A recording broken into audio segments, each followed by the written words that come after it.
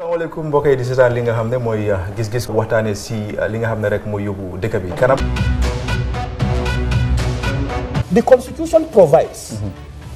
President can declare a state of emergency in two circumstances. Now I believe Gambia security is at risk for invasion. He has a right. Constitutional as it can last for 2 weeks.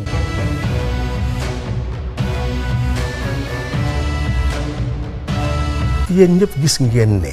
dañu oote ne nañ ànd soppi nguur gi fi nekkoon loolu pexe la parti yi bokkuñu xalaat bokkuñu jubluwaay lii pexe la rek pour génnee ngu réew ci loxo benn nit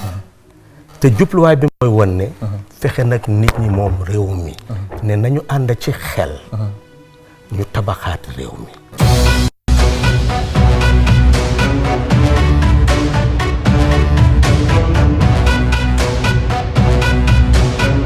Tegabimo, you want to be humble and everything. Why you are not an ordinary minister in this cabinet? That's true. Because you are head of the UDP, you are like a father figure to most of the... Mr. Saba, lolu moy sa gis-gis. Lolu moy dega. It's the fact. Whether mom accept or not, lolu moy dega. So the point is, lu ñoo latte moy. Nit ñi luñ fogg moy because of that prominence bi nga am. The baro def la dé consult or légui yow ya dé yobbu ay nit ci baro pour mu appoint lolu moy latte. Ndax li mo am. President Adama dafa am mandate. The Gambians choose. Ne na liggéey réew mi. mu tànn ay nit ñu liggéey ak moom man ci ñooñ la bokka ma ngi liggéey ak moom ngadi ko ande mela ay mul ay tiñarol min ke Gambia jang mul ka woleta ka foko APRC fananda do tiñaro to la alle mustade le sodo ka APRC ta kala image de da kotenge isaje fu Gambenol kotenge si la pati ni la kotenge yalon say you are putting me in a funny position mul ka fo do kam de ni fa de ko bita jahannam ni kala te ko kala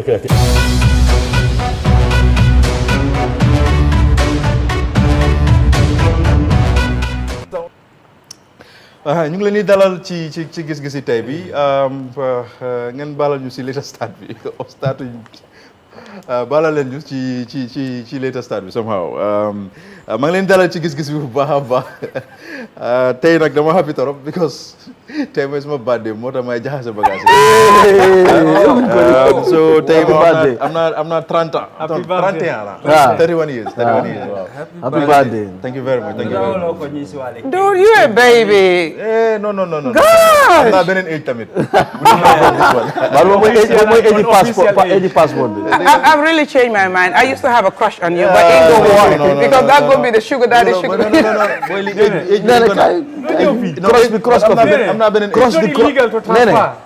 Cross the cross here. No, I'm not being age. I'm not being age. I'm not using age. Well, ñu leen di dalal ci gis-gis bi tey dañoo waxtaanee of course politique Gambia ñu gis right now problems yaa ngi bëri trop ci dëkk bi ñu gis not long ago APRC ak Ganu of course guy recently conference foog naa Lamel lañ ko am and then you gis police okay so-called APRC who are you to say so-called? They call themselves APRC. Okay. Call them who they call themselves. Okay, so that's the right thing to do. Guy police bi attack guy somehow and then problems yi jóg and ñun dañ foog ne it's very important right now because elections yaa ngay jot pour ñu wax ak Gambians yi ñu xam ne politique bi jarut xulo jarut naka la nga def ngeñoo xaañoo ñiiru ngaañoo jarut loolu noonu so ci biir studio bi maa ngi am Amat Jeng on the left side and then maa ngi am Basama Dramé Lamine Ndiaye nee na Freda Gomez ak tamit Doudou Dia Doudou dina bàyyi ma start ak yow this time gis nañ Yaya Jammeh former president bu mu fi jógee in 2016 gis nañ events yu bëri yoo xam ne mu ngi xew and then ñu gis there was a time in 2018 I believe Fabakary gars yi ngi demoon këram di ko attaque ak yooyu noonu yëpp ndax events yooyu noonu dañ ko gisaat because right now gis nañ ne APRC mu ngi split into two of course and then am nañ yeneen political parties yoo xam ne ñoo xam ne nekkuñu woon di support APRC dañ doon even ñaawtal APRC lu ñu doon def now ñu ngi support APRC with divide bu ñu nekk di gis now ci political arena bi ndax gisuloo ne events yi dina am before December 4th Doudou jërëjëf Ansu li nga laajte am na solo waaye nuyu suma naataango yëpp di nuyu seetaankat yi ñoom ñi jël seen waxtu di topp programme li nga laaj am na solo torop waaye bugga naa leeral rek ne benn APRC moo am te loi moo tax may wax comme suma coobere loolu mun nga koo dem gestu wala ku ko bugga mu gestu ko comme même lu ñëw a breakaway xaajaaloo dafa am loi ràññewut loolu soo gisee parti bu nekk loi moo sas ne ñaari at yu nekk foog ñu def congrès loolu su la neexee la forcé da nga ko war a def ñaaka koo def am na duma yoo xam ne IEC mun nañ la koo teg loi moo leen dooleel am nañ doole boobu te congrès bi nga def ñoom dañ koo teewee pour fekkee liy dox soo si paree dañ laa laaj ñi jiite parti bi am fa place foog nga bind seen tur ak seen place nga joxe ko IEC loi loolu la santaane ñoom ne ñii ñoo amee parti bi te pour ne loolu da nga koo wecci mun nañ koo def ñoom yi neen waaye benn nit du am doole ñëw ne ñi ñëpp jóge nañ fa ñeneen ñoo fa nekk congrès moo am doole boobu ñun suñ téere mooy suñ constitution loolu moo fa nekk te dëkk bi dafa am loi du ñu neex waaye rek mu def loolu moo tax ma ne benn APRC moo am dëgg la ñooñu APRC lañ bokka ñu def xaaj dem feneen loolu kenn mënul leen koo tere waaye duñ mun a ooye seen boppa tam APRC loi nanguwul loolu so loolu foog ma leeral ko pour nit ñi xam ko li ñoo gis nag ak li xew man dama gëm ne loolu duñ ko mun a bamtuwaat fii parce que li nga contene fa Bakary li xew 2018 biñ demoon keram Talinding man maa ngi fa woon li xew yëpp fekkee naa ko ñi ko defoon mooy UDP te jamono bu dañ nekkoon ci nguur ñu gis ne am nañ doole moo tax ñu toog def ko depuis ñu génn si nguur lu mel noonu amatul te saani karta buñ dégmal nii ñun démba rek ñu ngi amoon ay jàngat yuñ doon def IEC ñoo ko teral police yi ñi nga xam ne ñoo amee wàlli gox yi ñëpp teewoon nañ fa démba pour wone lan moo war ñi laaj toogu bi mooy political party ak independent candidates yi police itam lan mooy seen liggéey IEC seen doole ak lan lañ santaane dëkk boo gis dafa am luwaa nag te jàmma si la lépp xëj en police yi taxaw nañ wone nañ ne lépp luy xejamal mbir mi duñ ko nangu comme bul yaaxa wala nga xaadi sarta yaaxa luwaa su police bi jógee nga ne li moo def warul koo def foog naa ne nit ñi ñoo war a njëkk a respect luwaa ay ne jàmma pour dëkk bi pour ñëpp la saani karta wala bugg a faru warut a tax ngay isi fitna kon li xewoon 2018 ak li passé yëpp man li ma gëm mooy duñ ko bamtuwaat du amaat te leneen li nga laaj mooy yeneen parti yi doon ŋàñña ñun bu ñu waxee ne dañ def alliance ak NPP ñu gis ñenn ci ñoom génnaat ñu ngi toppa ñi nga xam ne ñoo xaajoo ci APRC pour jël leen man li maa tuddee loolu mooy gor ci kaadoom APRC parti la ñi ci nekk ñëpp moo tax ñu ne APRC suñ defee dara nga ŋàñña ko bu mu am ñu génna yow sa njëriñ sa interest tax nga ne xaaral nga dabu ñooñu toog ak ñoom waxtaan laaj bi mooy ñële ak ñi nga doon ñaa ŋàñña ñi nga joxoñ baaraam lan moo ci utee mooy ne ñii dañ ànd ak président ñële ne ànduñoo président kon pour yow képp ko ànd ak président du ku baax wala ñooñu lu ñoo liggéey nekkuñ ku baax waaye ku xam ne àndut ak président yow pare nga pour liggéey ak kooku man lii daf ma xaw a jaaxal ñoom seen boppa lu ñu doon oote ak kàddu yu ñu doon wax yëpp jël nañ ko ñu randal ko ba tey gis naa kenn comme ne GDC la nekka kootu koire rally bu ñu defoon mu jël nataal yooyu def ko ne nootu alliance movement bi seen mbooloo ak lii ma dugga binda woon ko ni lii 2018 la rally bu ñu defoon kootu parce que fi ñu koo xamee mooy ñun luñ xewle rek dañoo génnee aso bi moo tax fu nataal génna dinañ la wax lii fan la woon te am na ñu ko defoon si social media bi may ñaax nañ bàyyi politique yi naxaate yow sa boppa óor na ne li ngaa def amul loolu nekkul dëgga waaye yaa ngi koo def ñeneen di ko góom lu mel noonu baakaar la parce que naxaate baaxul wax lu du dëgga wala di dox lu du dëgga tam baaxul nañ génn ci loolu ñu déggu nga liggéey li nga liggéey li nga am nga xam ne loolu nga liggéey mooy sa wërsëg waaye naxaate daal man dama gëm ne dafa war a jeex ci politique ok now Dudu balaa ma ñëw si Amat dama laa laajte question bi because yaa ngi APRC so Dudu léegi lan mooy seen stand mooy yéen ak ñum Fabakary lan mooy seen stand su dee dañ gis for exemple mooy APRC ak ñum ganu kenn si gars yi génn war a sol seen symbole whatever seen t-shirts ak lu munti doon lanay seen stand lan exactly ngeen bëgg a def right now waaw ñun amoon nañ press conference maanaam ooyoon nañ taskati xibaar yi waxtaan ak ñoom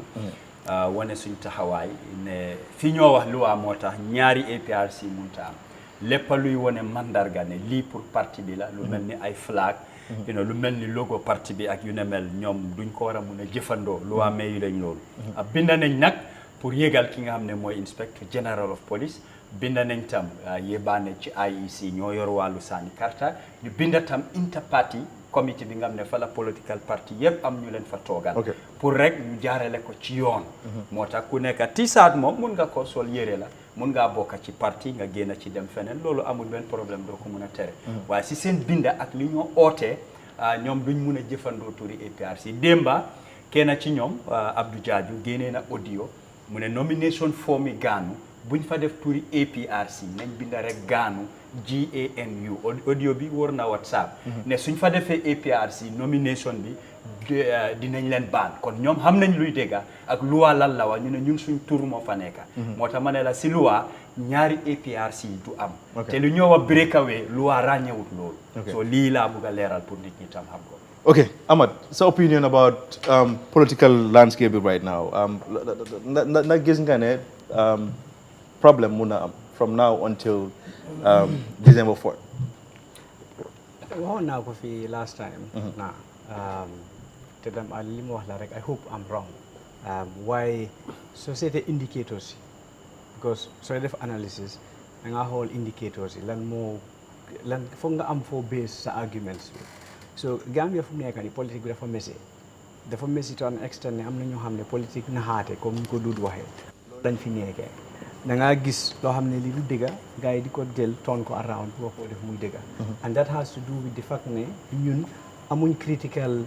mind ñu nekk di xalaat di faram-fàcce yu mel noonu so situation bi Gambia toll na foo xam ne a single mistake from one political leader mun na moo taal dëkk bi ñaanuñ yàlla ñu àgga to that extent waaye politique yi naxaate bi comme APRC man I have like sort of intervention bu ma war a def si di break away lu Dudu wax la benn APRC moo fi nekka ku nekk am na right nga form your own gathering loolu ku nekk am na right pour def loolu noonu waaye on the what basis su fekkente ne yow da nga form sa gathering ba pare tuddee ko benn you call it an APRC gathering then you should be question on the legality whether yow li nga def noonu war nga koo def waaye man suma question moo nekk it's not a question maybe a concern moo nekk ne whether ñii dañ leen arrest on the basis ne dañ use APRC name of APRC or dañ leen arrest on the basis ne they are gathering there di wax ne di wone seen disagreement with what has been going on in terms of the executive waaye politique bi it's indicators the indicators are showing because when you look at the indicators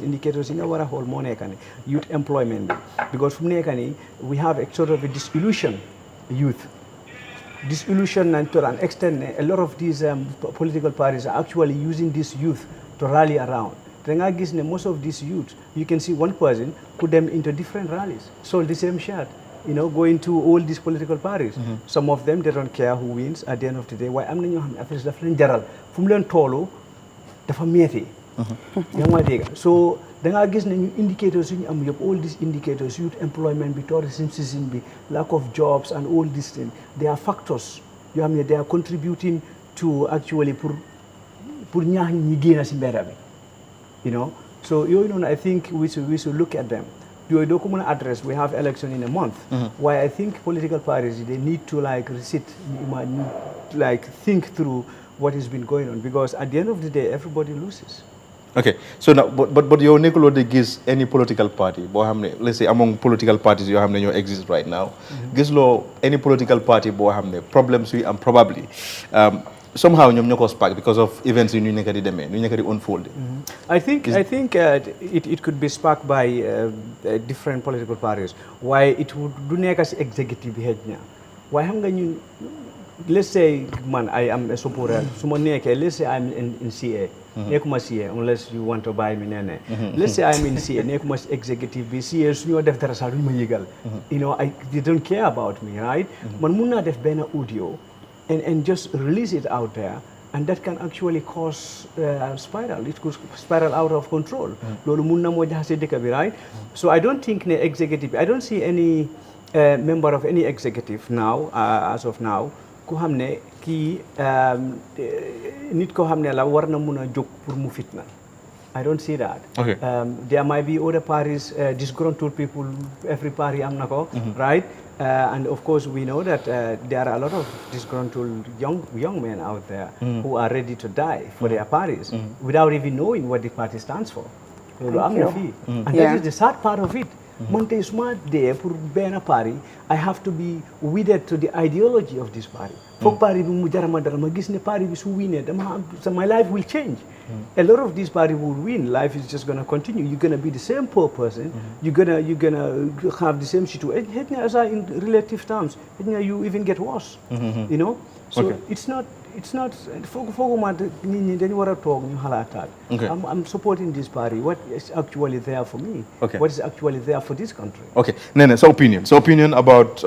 political parties right now do you see any event we unfold boo xam ne probably one party moo ko cause because yow moom bokk nga ci actors yi always yaa ngi dem back and forth di am meetings and everything but do you see that coming from let's say APRC UDP NPP Doi OCA? Man, to be honest, I mean, first of all, thank you very much. And den jaajëfal sama naataango yi ñu ma toogal ci plateau bi. Di nuyu ñu ñuy seetaan di kontaan si yéen rek saa su nekk. dégg la kay. Stop it Basamba. nuyu nee na de. kay man ñu ñuy seetaan ma dama leen bëgg suma biir xol. te bu dul ñoom gis-gis du am ah. so moo tax foog rek ma jaajëfal leen. exactly so nga waxal ñun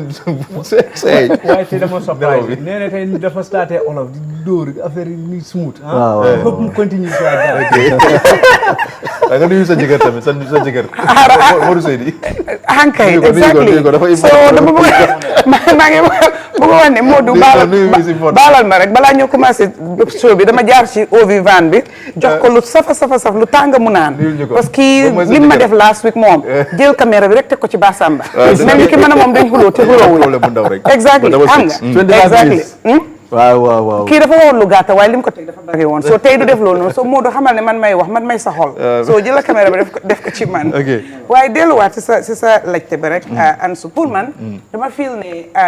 ñëpp a ko bokka soo su jafe-jafe amee o ay réeroo am mu jógee si ñaari parti sax wala benn parti sax fo naa ne parti yëpp am nañ ci axa war nañ see wax lu seen axa ñoom it niñ koy jëlee ak liñ cey def mooy tax mu arrêté o mu continuer so affaire bi ñëpp a ko bokka yes am na ñoo xam ne nag buñ ne yëfi seytaane ay yëfi coow ay yëfi xuloo ay yëfi xaste ay yëfi saaga am nañu ci ñoo xam ne nag moom mun nga leen a jox médaille parce que hands down foo leen ci laalee pare nañ ci foo leen ci joxoñee ono sanga ñu joxoñ la juróomi baaraam mun nañ ko xam nañ ko parce que dañ ci yàgga so duñ koy daw waaye am na ci ñoo xam ne it ono sanga loolu du seen ay mbir munuñ ko xamuñ ko ñoom booy wax ñoom dañ lay wax ay yëfi ñoom li ñuy def seen parti liñ fu ñuy jublu ak fan lañ bëgg a yóbbu réew mi so affaire bi dafa jaxasoo waaye fiñ toll nii naka lañ ko waxatee pour man Jammeh moo toj réew mi xam nga baroo ngeen laajte fan la Daabo toj xëy na su Daabo tojut fii maa ngi ko wax ne Jammeh toj réew mi parce que fii fu mu nekk nii si fuñ toll nii mboolem looy wax foog nga boole si APRC te mënuloo wax APRC te tuddaloo Yaya Jammeh parce que si lañ nekk nii biir APRC si li gay nekk yëpp Jammeh moo ko koos yëpp ci Jammeh la faaxee ko so mënuloo wax APRC nga bàyyi ko so foog naa ne comme ni ko Lamine Ndiaye waxee rek APRC suñ bool doon at some point in time balaa ñoo xalaat pour dem bokkaat Baro ñu taxaw ne ok Jammeh daaxa nañ la parce que duudu duy bëgg a dégg loolu mu ne waruñ ko def waaye man àndaa Lamine xëy na suñ defoon loolu noonu fuñ nekk ni duñ fi nekk on a sanga even though defuñ loolu noonu fuñ nekk nii man I support Jammeh lim def by saying ne bokkut and blah blah that's what I expected him to do because at the end of the day I did not expect Jammeh to come and say yeah Baro you are there I'm with you like seriously then I would have questioned Jammeh's stance and boldness and firmness 22 years then I will call him a coward but at the end of the day affaire bi yëpp jaru ko ni ko suma brother bi waxee rek am na ñoo xam ne dañ jaral na leen ñu dee dinañ xuloo dinañ saaga te xamuñ sax comme let's say let me give you an example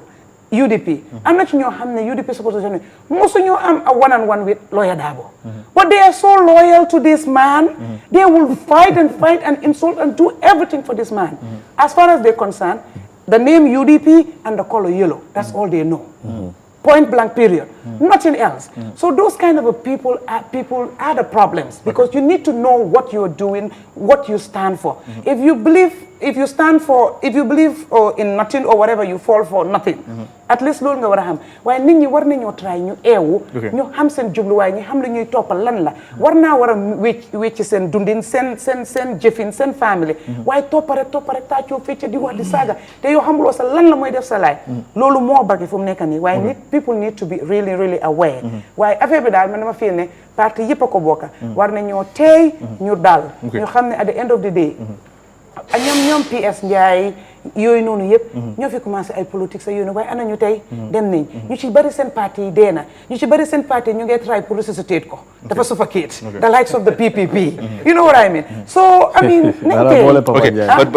okay from now until December 4th yow da nga jàpp ne things will be okay problem do no I'm not saying that I'm just asking did it because I mean the signs are there the signs are there and things are gonna get more heated things are gonna get more tense because it's like ñëpp a bugga te kenn buggut a bàyyee sa morom understand nga affaire bi ñëpp xam nañ ne number one marina pare benn nit rek a fa mun a dugga so affaire bi ay waxtaan la ñu juboo ñu nangu kenn jiitu ay noonu waaye ñëpp a ngi wax na ma bugga so at the end of the day ku bugg a pef loolu laa bëgg a laajte da ngay ñàkk a pefet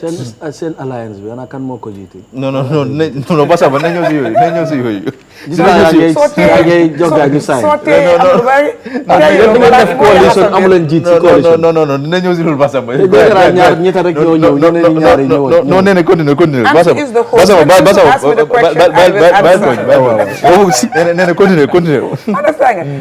so man daal man noonu laa ko gisee fu nekk nii daal xam naa ne affaire baa ngi gën a tense nit ñi ñoo war a tey ñu àndaa seen xel ñu àndaa seen sago waaye niñ koy gisee nii man suma ñaan mooy ne bu benn féewaloo am bu benn violence am waaye nit ñi nag waxkat yi ak seetlukat yi ñu ngi wax ne am na parti yoo xam ne bu élection jotee December 5th suñ ne Anso win nee na du nangu te nee na ñi ko toppa duñ nangu loolu tam parce que pour ñoom dañ yaakaar ne nee war a win nee ko elloo dañ ma war a delloo njukkal soo loolu léegi su December 5th jotee mu mel ni Gambia delloo wuñ ma njukkal suma supporter si man xaw ma ñooñu di so ñu bari ñu ngi wax loolu waaye loolu tamit seen gis-gis la xëy na am na fu ko wéer man suma gis-gis mooy li may ñaan mooy ne ak nu mun a demee rek on a sang at the end of the day Gambian si ñooy vote su dee Gambian si dem nañ bés boobu noonu ñu sànni seen carte ne Ansu lañ votal Gambian si seen bugga fa la toll seen dundin noonu lañ bugga mu mel seen jub jëm kanam foofu lañ bugga mu toll den ñu xam ne ñoom lañ la den ñu dunda ko rek ñu jànko wantee moom waaye su dee ne seen bët yi eewu nañ ñu xool koo xam ne mun naa yóbbu dëkk bi kanam li ñuy jooy te mun na koo wécci den ñu votal kooku noonu waaye fooguma ne su Gambian si décidé kenn war naa jóg di ci am ay ŋaaña oo xeex oo xuloo perfect so normally December dañ dee dem break but then maa ngi doon wax ak boss Lamine Jai maa ngi doon wax ak moom so it seems like December bi dinañ ñëw indi leen gis-gis I don't know how lañ ko indee because I'm sure at that time Doudou Dia will be very busy Nene will be very busy as well and the two of you yéen ñaar yëpp di ngeen busy torop bi yooyu noonu kenn du leen mën a gis I'm sure ne Bassa Lamine Jai ak Amad probably Amad soo fi nekkee at that time but December is just the first week elections is 4th but kenn mun naa win si the two of you maybe si wala nee na ñu la ñaanal victoire nga di nga busy doo ne amin déedéet waaye li min bi amuloo confidence ci alliance bi win is evident I'm not questioning that's not what I'm telling you dama foog ne kii dafa nekk di wax ne dañoo busy pour campagne yooyu moo tax no because xam naa ne dama laa call nga ne ma no Ansu yow pare naa si gis-gis yëpp man si pale bi continuer leen seen waay yu bëri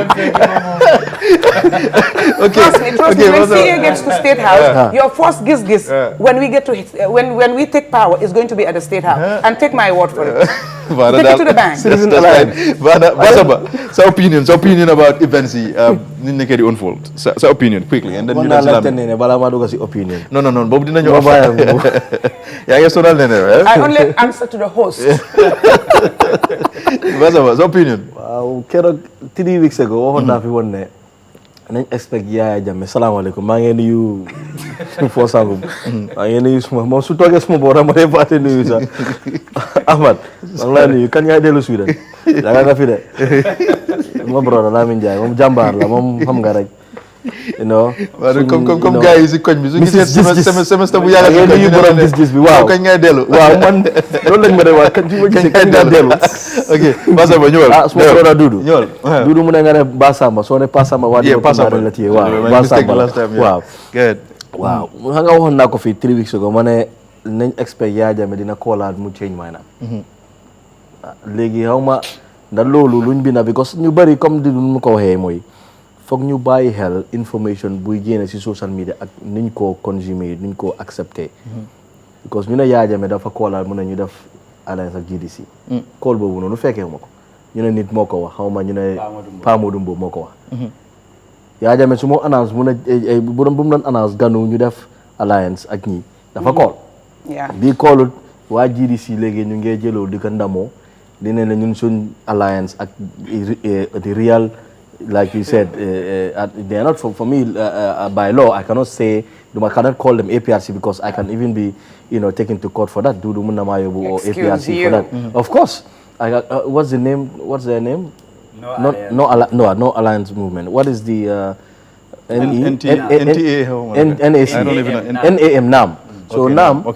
non-alliance movement bi ñoom ñu ngi damoo ne ñu ngi ñoom ak GDC ñu ngi damoo te GDC ñoo fi waxoon ne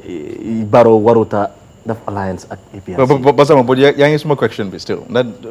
comme luy divide dëkk bi laa nekk di wax na foofu nga maa indee foofu laay demee yaa ngi because xam nga Yaya Jammeh yàggamti gars yi loolu yow mooy Yaya Jammeh du mu nekk di call di wax lii nii loolu mu ngi divide dëkk bi to except boo xam ne yoo xamuloo sax waaw boobu ruumo la dégguloo Yaya Jammeh non Yaya Jammeh li mu wax but aside from the Pa Modou Mbow du ñëw te mu toog mu ne bi ko Pa Modou waxoon na fii mu ne Yaya Jammeh dina call Lamin Njaay yaa ko invite on dina call ëllëg callut kooku ne suñu ne Yaya Jammeh mu defa na diim si duñ ko gëm duñ ko gëm du ma ko gëm na ko génnee ok bi ko Yaya Jammeh dañ ko stop du génnee waat beneen audio government bi gars yi bi na nañ Equatorial Guinée Yaya Jammeh moom téléphone am WhatsApp bi kan ko mun a contrôle mun a call nit ñi def sa ne gars yi Yaya Jammeh ñu ne 50,000 ñu koo fay every month gars yi ñu ne mën nañ ko ne soo bàyyi tee non loolu am na dañ ko jox allowance li afi waxoon ne ñu ngi ay xale yu ndaw ñu ngi ko set si ok Basa dañ wax waaw luñ wax loolu laa dégg Basaba ok go ahead luñ fi wax Basaba go ahead waaw luñ fi wax waaw léegi man li ma wax mooy Yaya Jammeh mu koolam si ak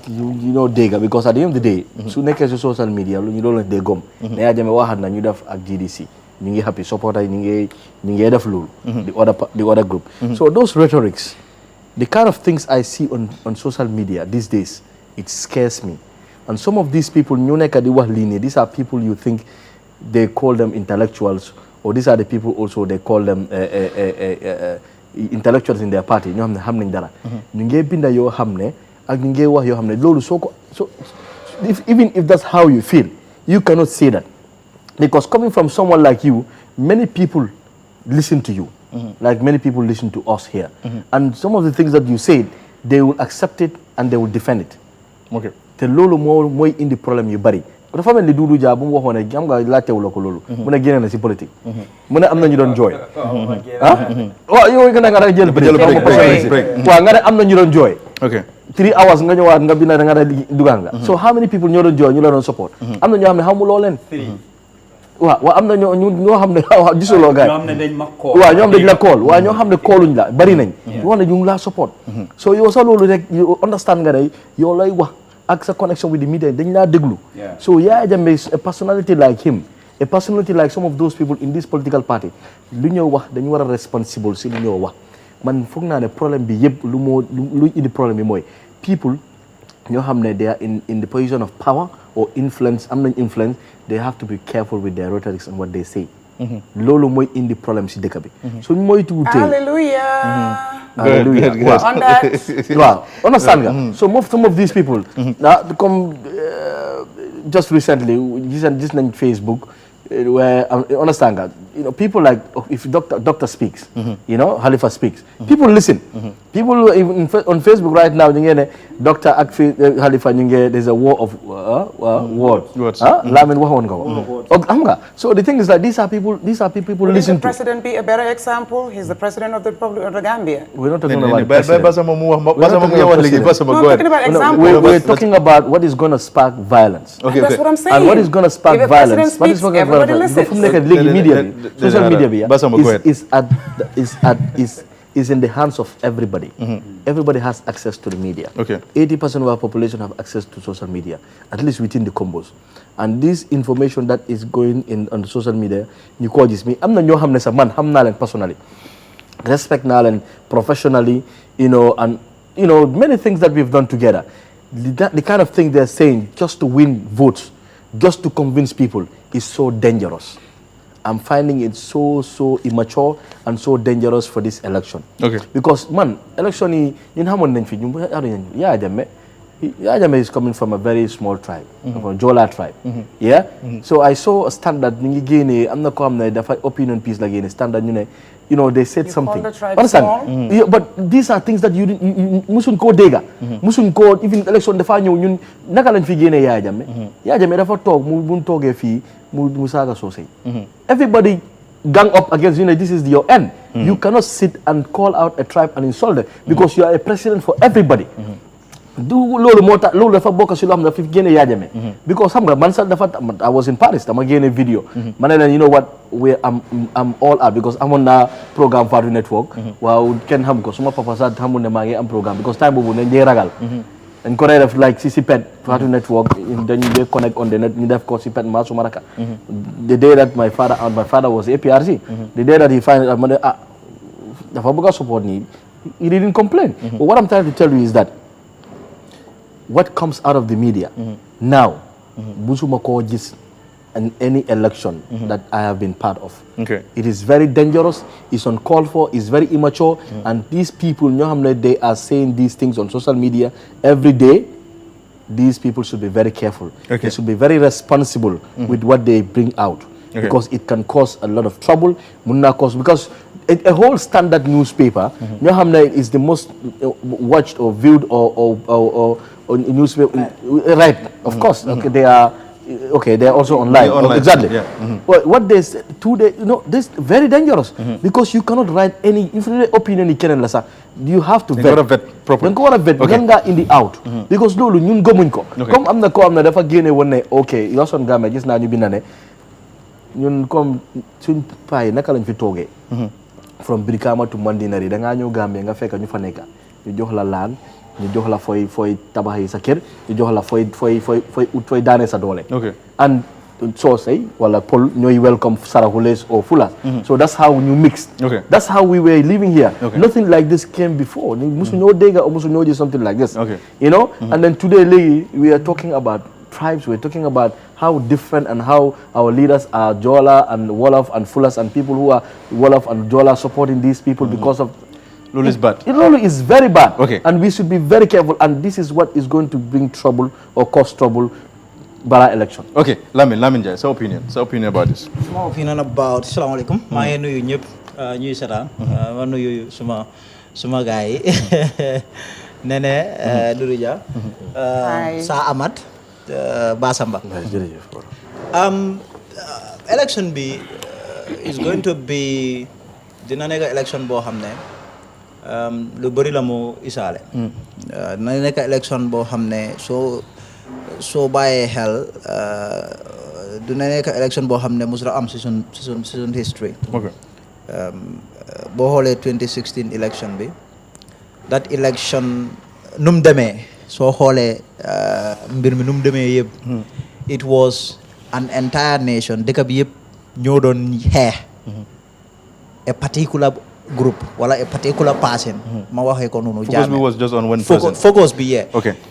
was on one person ñi nga xam ne sax ñu ngi fa ak moom they were by him moom Jammeh ñu bëri demoon nañ ba jota soona ci mbiraam so a lot of the Gambians were spoke with one voice comme ñëpp a d'accord ci benn kaddu and kaddu boobu mooy pour Yaya Jammeh génna except ñi nga xam ne they still believed in him and then stood by him. So ñu dem election ñu génnee ko. am ñoo xam ne it was 3 different camps. You have the fence-sitters, you have those against moom Yaya Jammeh.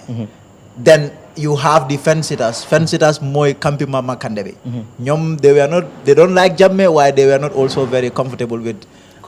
coalition bi. Then ñu am a third option Mama Kandeh ñu saanel ko karta. Then nga am ñoo xam ne moom mooy campi Yaya Jammeh bu groupe am bi ñoom ñu saanel ko. Then the whole nation ñu nekk si coalition bi Yaya Jammeh noonu la fi génnee.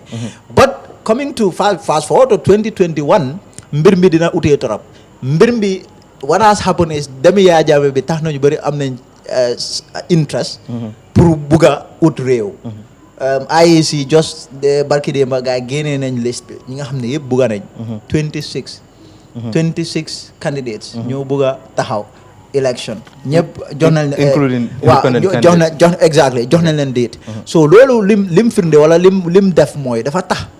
camps yi dañ bëri different camps so at the end of the day li xew mooy so camps yooyu noonu tamit naka la ñëwee nit war naa bàyyi xelam ci loolu camps yooyu noonu dafa am ñoo xam ne ñoo bokkoon ñu def xeex bi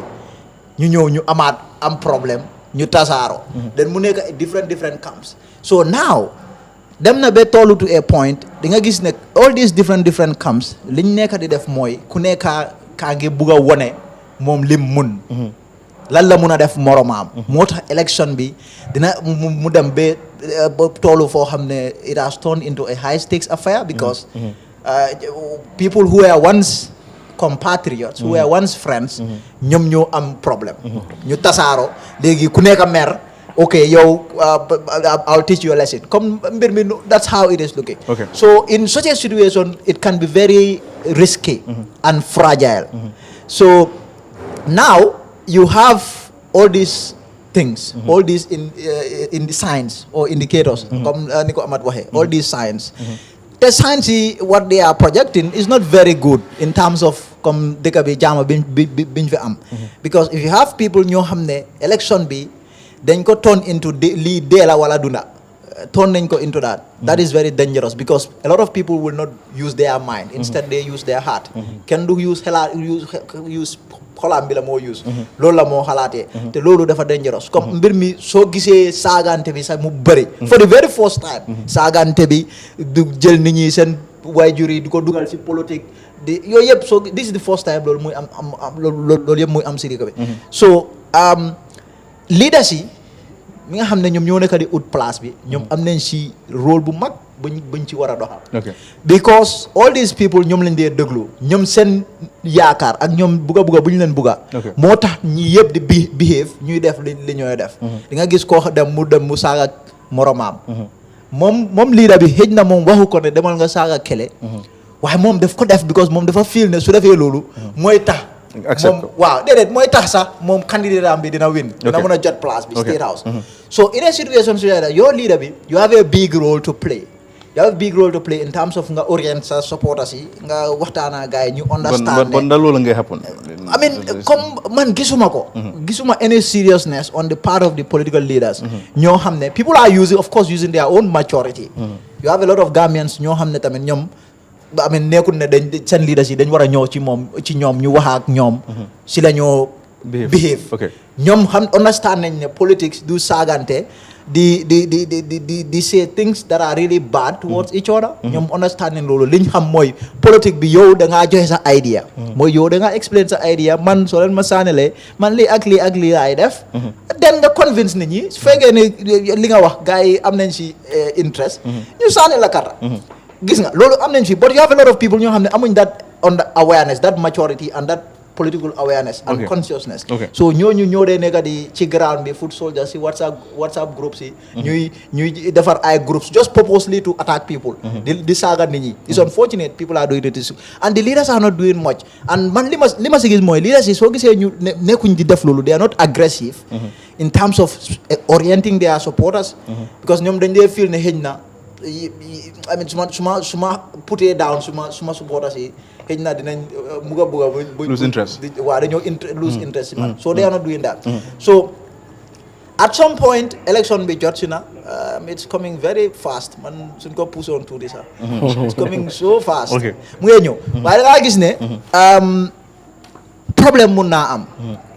leaders yi am naa yaakaar ci ñoom jiiti benn leader du wax morom supporters am yi demal nga attaque Exactly. a particular comp no leader will do that but like I said boo amee because nit ki da nga am sa groupe nga am sa mbooloo ñi nga xam ne ñu la toppa waaye mbooloo boobu façon yi nit bu nekkaa fa nekka di nga am koo xam ne am na xel di nga am koo xam ne kooku xamul dara kooku moom ngelaw moo koo yóbbu so kooku façon yooyu ñooñu ñoo dee def problème because look xoolal APRC exemple naa la jox exemple ñii ñoo xam ñi ñëpp Babili Man saa leen tax a jóg APRC campi ñoom Doudou Dia APRC No Alliance Movement then nga am campi APRC campi ñoom Doudou Dia passé ni baaji daf doon romba this man didn't do anything to these people dafa dara kii daf doon doxi soxlaam muy romba rek gaay dóor ko attaque ko koo xam ne yéen a bokkoon yéen a doon fanaan benn lal yéen a support Babili Mansa ak passé ni baaji nu mu buggee Yaya Jammeh te ñu ko attaque noonu ñooñu bëggoon Yaya Jammeh ñu raw passé ni waaye passé ni gars yi xool ko rek tooñ ko rek attaque ko dóor ko dóor yu métti so façon yooyu di nga gis ne nit ñi daf dee am ay ñoo xam ne ñooñu understand dara ci aduna bi ñoom dañoo toog rek ci politics jaral na leen lu nekka dañ def lu nekka ñi nga xam ne and look at that xoolal loolu noonu rek exemple boobu noonu ñii ñoo bokka di same parti APRC ñooñu suñuy attaquante di xeex ñoomi neen seen mbir how about NPP APRC or no how about NPP UDP for example so that is where the danger is. Now we are heading to nomination bi maybe that one will go on smoothly but campaign period bi for example if you have like 4 or 5 or 6 ñoo xam ne ñooñu accept nañ leen ñooñu jóg nañ di campaign seen supporters yi Gambia dafa ndaw seen supporters yi di move around so how about suñ tase so loolu foog ñëpp jiital seen xel ñi nga xam ne they are the supporters because leader bi du mun a nekk ci seen biir leen wax ne def leen lii non ñoom ñoo use seen xel seen mind ñoo xam ne lii politique la politique ñun ñëwuñ fii pour reyante I know dinañ try pour provocante ak yooyu loolu moo dee isi fitna ay yëfi ñaawalante ay yëfi waxante lu ñaaw ay yëfi provocante moo dee isi so most of the time more is a fitna and I think we should be able to handle this with care with maturity and then we go into it at the end of the day kenn rek ay win all these people ñu nga xam ne ñu ngi koo ut kenn moo koo win te kooku su ko winee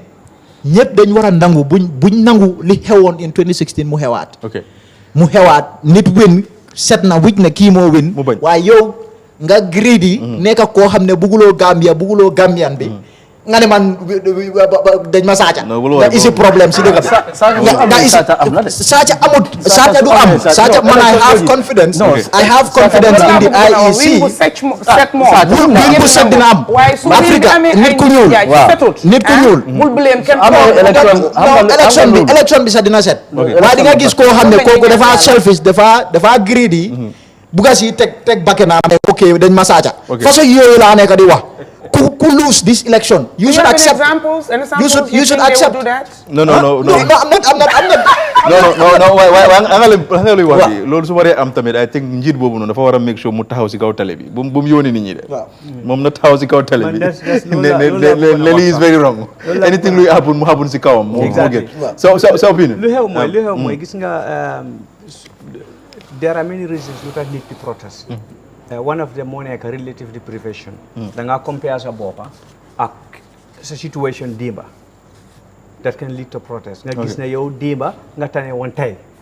loolu mun na esi nit ki di protest beneen issue bi moo nekk nga compare sa boppa ak Ansu de ñun ñoo fi nekkoon di campé Ansu amutoon dara léegi Ansu mu ngi ne la si kaw Ansu xam nga is richer te xam naa ne fu mu nekk nii këram bi nekkul salarié moo ko jox right so yooyu noonu issues yoo xam ne la dafa xam nga ñaari situation la ñu ngi am pre-election and post-election conflict bi te gis nga pre-election issue bi ñun dañu war a bàyyi xel because man suma boppa mun naa create benn audio on WhatsApp ma create ko in a way su ma la ko yónnee yow da ngaa foog ne Barrow mu nekk di wax Gambians amuñ that a lot of us amuñ that way of how to analyzing sort of voices yu mel nii because nit ki mun naa create an audio. I can give you an example. Mun naa laa jox benn exemple ci li nga wax nii rek. Right now maa ngi defaral Minister of Health benn project. mbiri Covid bi. gis nga soo demee si dex bi. si kaw bi. ñoom li tax ba gars yi ku di nga am village boo xam ne dëkk boo xam ne like 2000 people. benn nit rek a nangoo jël Covid vaccine bi. benn nit rek. and now what has happened is that audio si. ñoom bi nit toog si këram mu defar audio ne ok. garab bi lii pengu bi soo ko jëlee rek di nga dee. wala pengu bi soo ko dee rek doo am doom.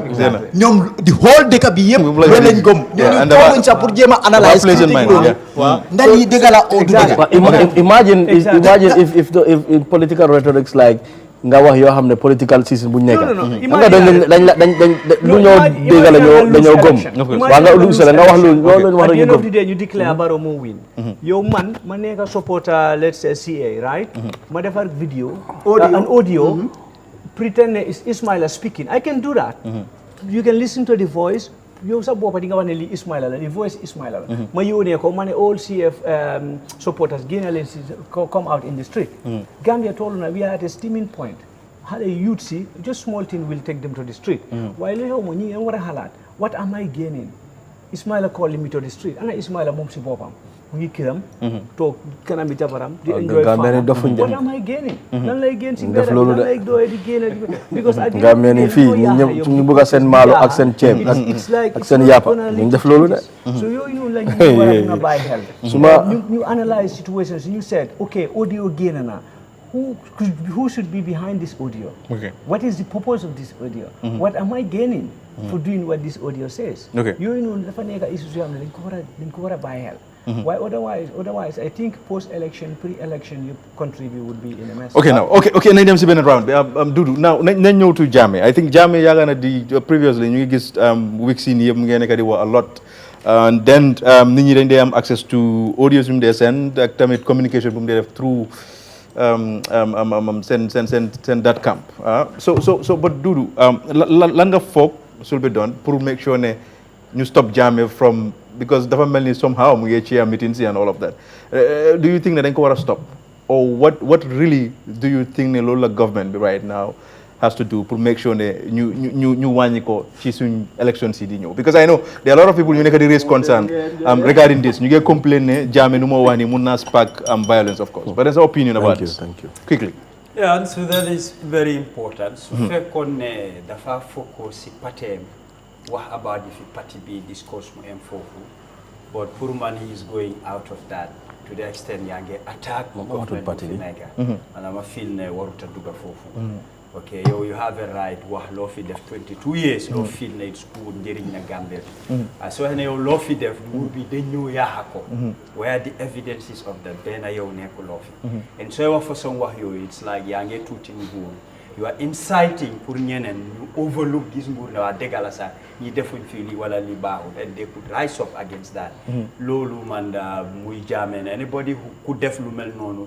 you know under those situations definitely man duma support loolu ma fi ne na focus si partem which is APRC wax about that amatul parti bi sànni xeer about nguur bi defuñ fi li wala lu ma fi liggéey dañ ko yaaxa you know man feel naa ne loolu honestly it's not gonna give the country a good footing in terms of lu ñoo jéem a push pour jaama am ci biir okay loolu to be quite honest mooy xëy ne dama ko dooleel support ko ci loolu I'll be very nice. Okay, but now Dudu so analyse Yaya Jammeh nu mu dee waxee so bàyyi xel communication am bi da nga gis ne all the time nga wane 22 years li la defoon Barrow nekku di def dara dëkk bi dafa lifen auzu billahi mina seytaani rajim mu reetaan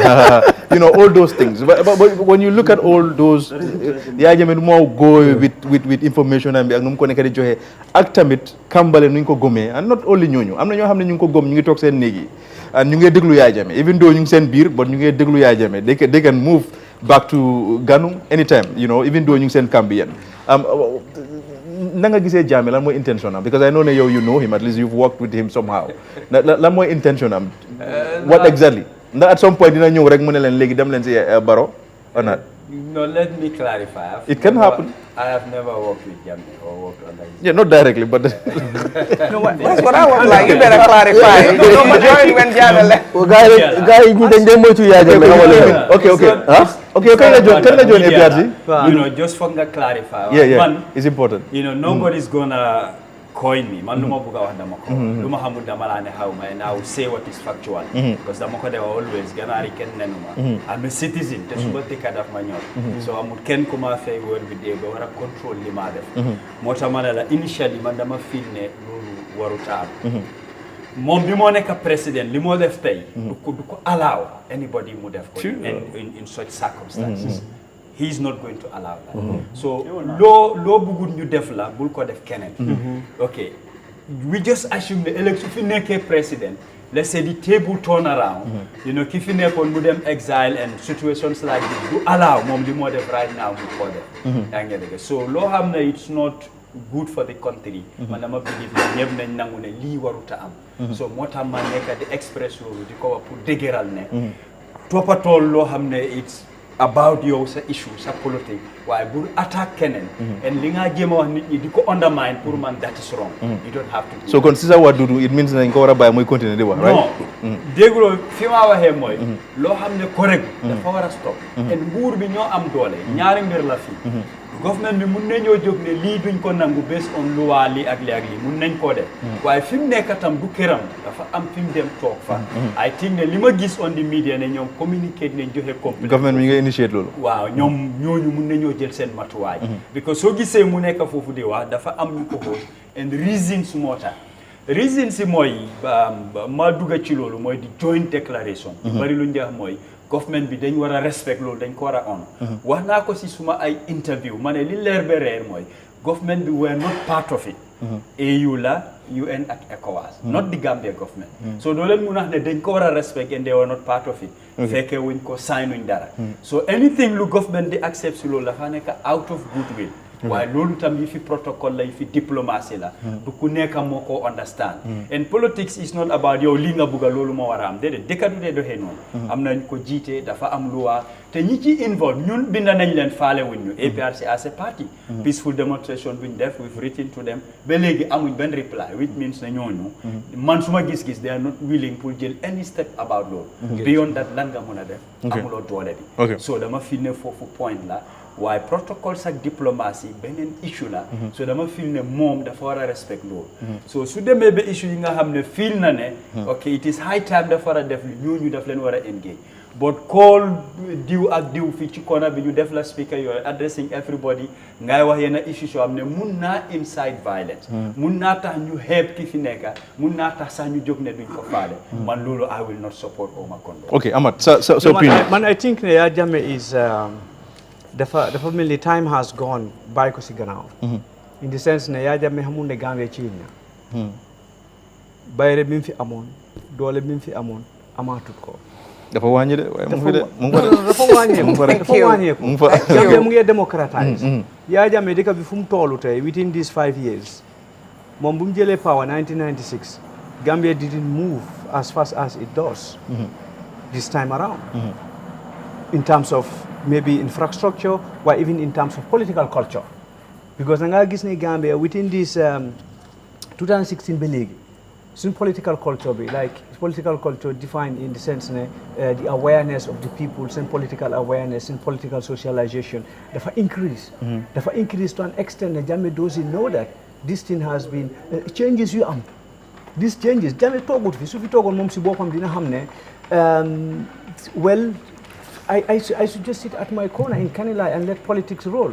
because division bim neka di def he is trying but he is going to fail.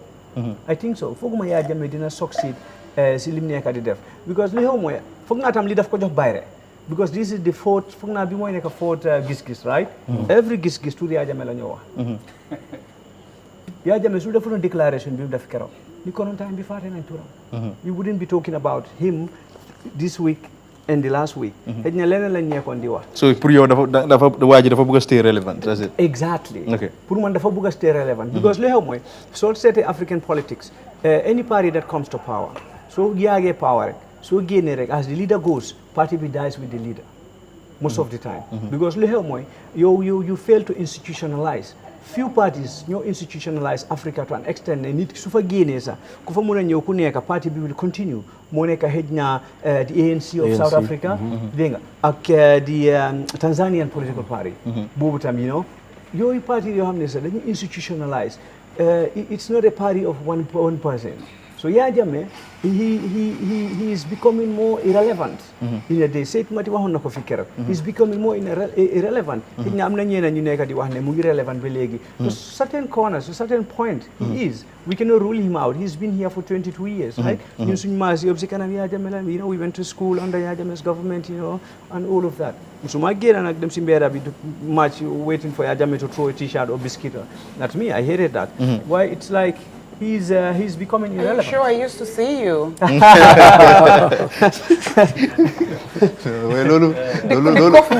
loolu jamono la loolu soo déggee ne Yaya Jammeh ngay génn dafa jar noo ndékki sax doo ndékki because biscuit yaa ngee naaw si ok so dañoo dem break suñ dellu suwee ñu continuer ak waxtaan yi Mansour Modou team bi mun ngeen ñëw jàppale si loolu and then we continue ak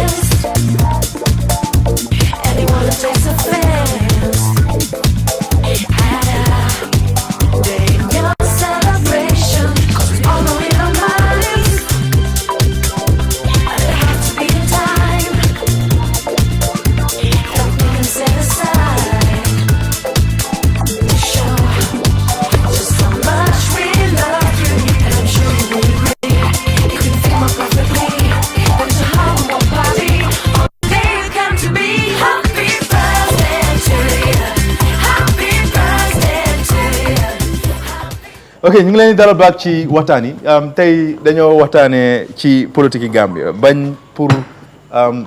problème am fi moo tax ñuy ñëw di waxtaanee lii in fact time bi du doy bu baax pour ñu war a mun a waxtaan bu baax oo dugga bu baax ci biir topic bii nii because we know very well ne Gambia bi right now ñu ngi ci situation boo xam ne dafa fragile trop to a point da ngaa gis comme Basamba nu mu ko waxee ñu ngi gis standard not long ago kenn joxe opinion bu stupid about tribe ak yooyu noonu which is really crazy I think nit ñi dañu war a bàyyi xel ne dëkk bi there is no particular tribe boo xam ne moom dëkk bi loolu dañ ko weesu and duñ nangu dama dee gis a lot of time ñuy attaque Lamin Jaay di wax ne dafa side with a political party or NPP ak yooyu noonu yoo xam ne really make sense because Lamin Jaay nekkoon di ko fay moom ngay def jobam and the good thing about Fatu Network ak tamit gis-gis mooy from now on until yàlla xam kañ always dañoo make sure ñu independent of course tey dinañ attaque NPP ëllëg UDP Ghana electoral and all of that topic bi fu ñu yóbbu rek foofu la ñoo dem but ci end part of this programme dinañ indi tamit ñu ngi gis coalition boo xam ne CA ñu ngi ci bokka ak tamit GMC muy May Amat Fati ak tamit Dr Biram Jain of APP so loolu nañ ko indi ci end part bi because tamit time bu ñu am tey taxu ko really bëri lu des but dinañ make sure ñu squeeze ko in Nene sa opinion about Jammeh ba léegi kàddoom ngay dugg ci politique yi Gambia and then ñeneen ñi ñu ngi ko ñaawlu lan nga foog sa opinion do you think ne dañ ko war a ban from because mu naa mu ngi participate now ne dañ ko war a ban from participating si suñ politique or not sa opinion I take it I mean Yaya Jammeh Gambian la Jammeh comme ni ma ko waxee last week rek I've always said it musuma votal Yaya Jammeh musuma support APRC te fooguma ne dara dina change ba ma ooyee suma pour APRC or support APRC pour man dama foog ne APRC with time they're just going to go into extinction dinañ dee completely finally so loolu man duma ci bokka waaye Yaya Jammeh as an individual man dañ ko jox relevance boo xam ne right now is late pour nañu ñoo stop ko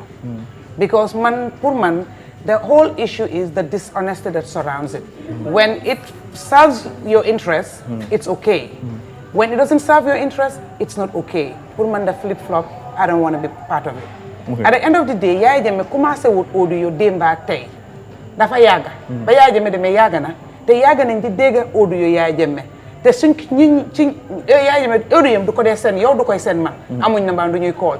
ci am na ñu ko daan seen ñu ko daan génnee te ñooñu dañ ko gëmoon dañ ko supportoon so ñooñu tey ñooy toog ne Yaya Jammeh audio mi dañ ko war a baan based on what bam neexoon ci ñoom dañ daan kontaan pour dégg ko te toog nañ ñu déglu ñuy complain ne Yaya Jammeh daf leen gi ja koolatu leen parce que ñu ngi bugg a dégg ci moom soo tey lan moo tax parce que koolatu leen oo dagana seen diggante ñoom ñu foog ne ñi muy kool waru leen a kool pour man is dishonesty let's call a spade a spade for the fact ne mu ngay ceeya pour man ñoom ñoo far kala bokka waa hold on xaaral ma daaneel daf daan wax ak executive bi musuñ koo def speaker ñu organiser big rally Yaya Jammeh wax so daf daan private waaye daf daan dem dan lik la dañ ko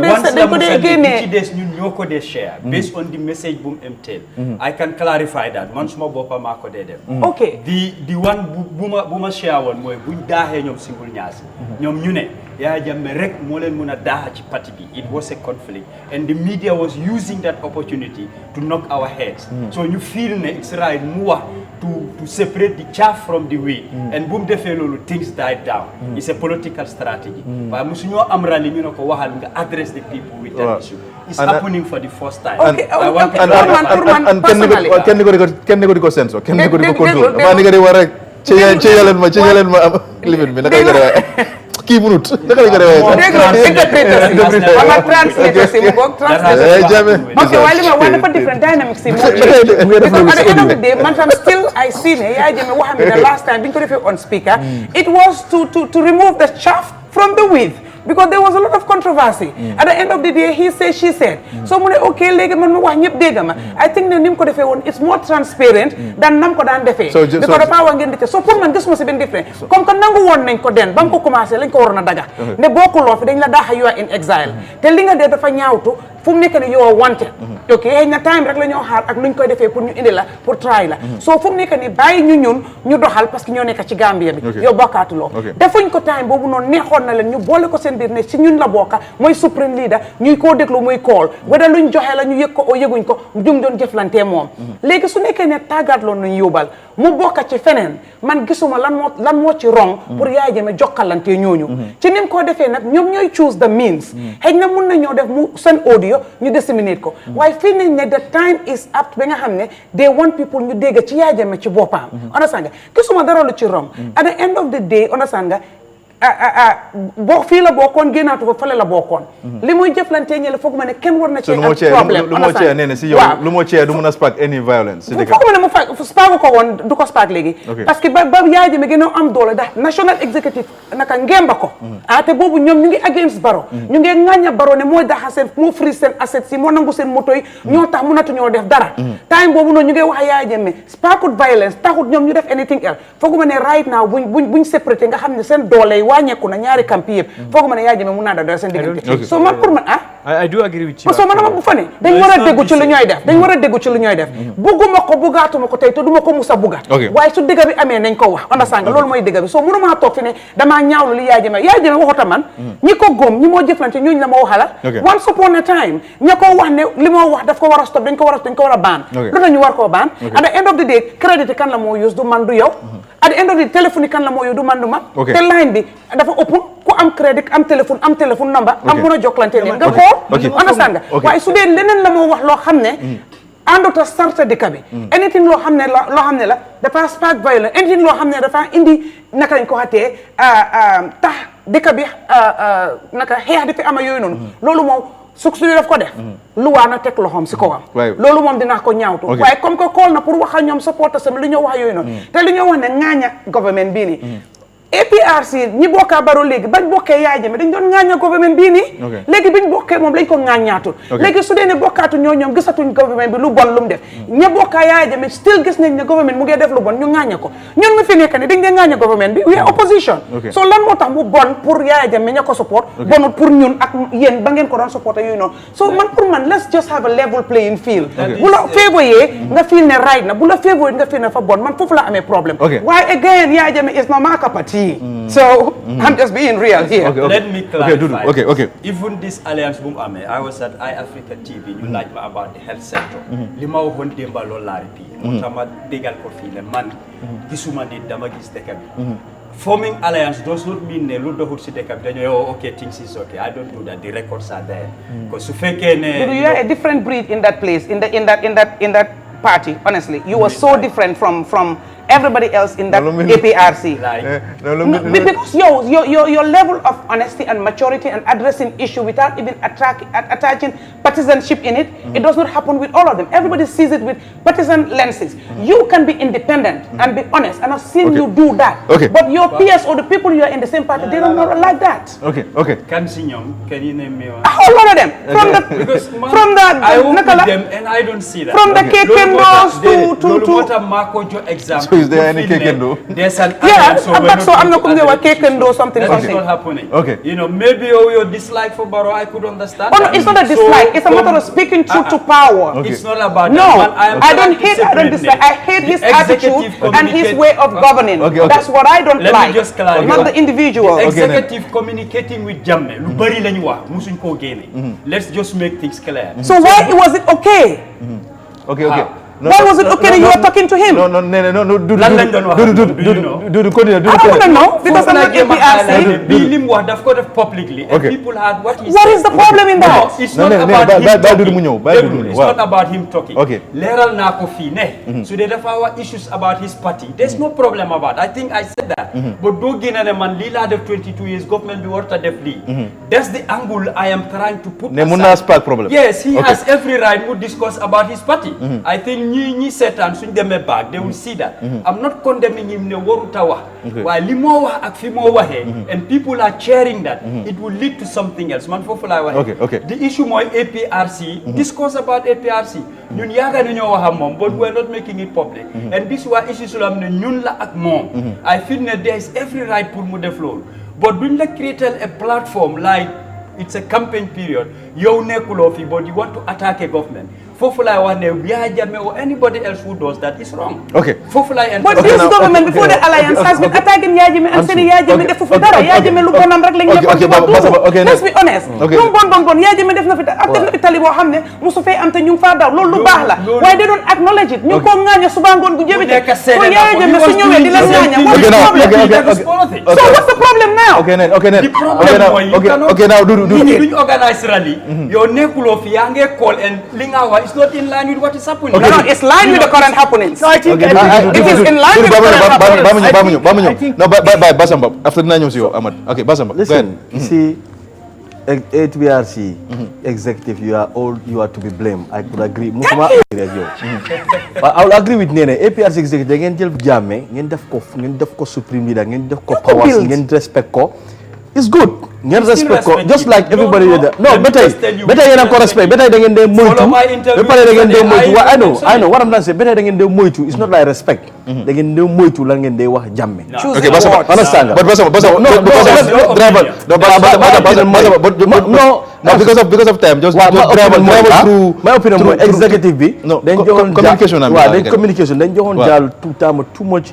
privilege power et pare dañ ko tegoon place boo xam ne Jammeh àggatu foofu noonu ñoom dañ waroon woon Jammeh ne hey nekkatuloo fi thank you yaa ngi toog Équatorial Guinée ñun ñoo fi nekka da ngaa toog suñ gannaaw nga déglu luñ def ñu def ba ñoom lu ñoo def rek exécutif ting Jammeh no man I think no kama daal no it's not it may not be true no media la let's give a message that is waaw déglu ma loolu laa bëgg a advocate okay go ahead bari suñ ko déggee dañoo believe no baalal ma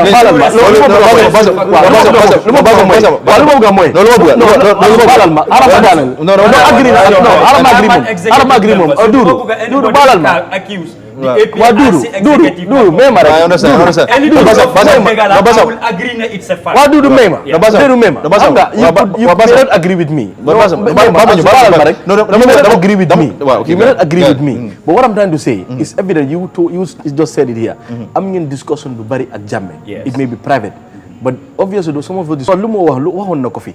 before bu ndoo wax executive bu ñu release mu ne moom lu ma fi def waxoon na ko foofu Waaw. si raale bi tam wax na ko so the Yes. same thing la Jammeh always Jammeh lu mu dee wax sax soo ko lifinal translator daf laa ne waxuma lii ba tey mu ngi def loolu so Jammeh is always Jammeh sax te waxoon na ko fi last time ma ne Jammeh mun naa toogaat mu ne leen bu leen support ñii toppal la ñii the man is there he wants to be relevant every day Dudu I can agree with him lu moo def lu bëri mu ngi indi confusion mu Jammeh is confusing his supporters because supporters bi sax xamul lu ñoo def because supporters ñoo fi toog ñu ne Mama Kandeh moo tax Jammeh winut ñu ngi mere Mama Kandeh léegi supporters ñu ngi dewal ñu ngi bëgg a liggéeyal Mama Kandeh so Jammeh mu ngi confuse the rest of the people ñu des mu ngi confuse guy so the guy is talking to his supporters, but he is also confusing them. And he doesn't know that he's now irrelevant. He is not relevant now. And Lumo Def Moy,